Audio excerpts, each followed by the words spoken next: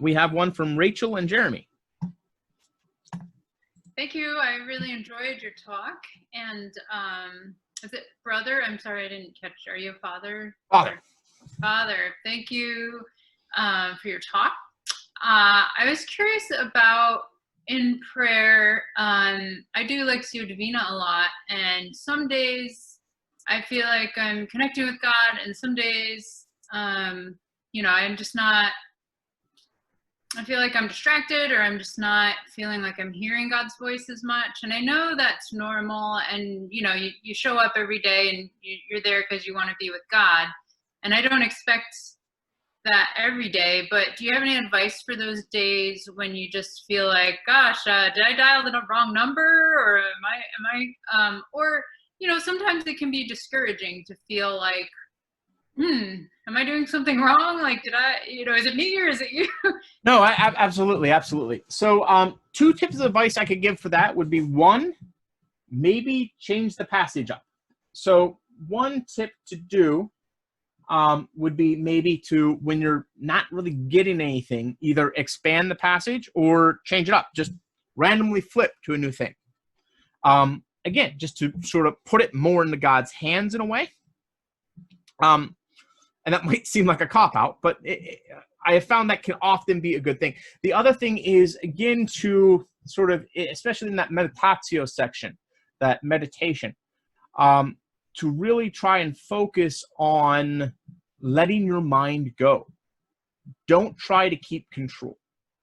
If you try to keep control, try to death grip it, you're going to lose it. Like you can force it, but it's not always pleasant to force it. You know, it's like, you know, I can use a hammer and hammer a steel nail through a piece of concrete. That doesn't mean it's a good idea to be pounding a nail into my cinder block wall here in the Abbey. You know, stuff's going to crack, stuff's going to be ugly, and then I'm going to have to explain to the prior why I got water coming into my room. So I would say that would be sort of my advice, would be, 1, maybe change, if you're not getting something from the passage, change up the passage a little bit. And the second one would be to sort of try to practice giving up that control. And it's not easy. It's difficult. Again, like, especially with my kids, my seniors and my freshmen, they find it very hard to have that idea of keeping it focused, but at the same time being unfocused. The only example I have is, to be honest, is, you know, I do martial arts, and in Brazilian jiu-jitsu and stuff like that, you have to go with what you're fed, and you can't force a move. There's times you can, you know, you definitely want to do this. You want to get an armbar. You want to get a choke. You can force it sometimes, but it's far better to go with the flow. They call it rolling for a reason. You roll with the punches. You roll with the move. And in a way, Lectio and any type of prayer like this sometimes have to be like that. Like, go with what you're given. Does that make sense? That help at all? Yeah, thank you. I think that was helpful, especially about, like,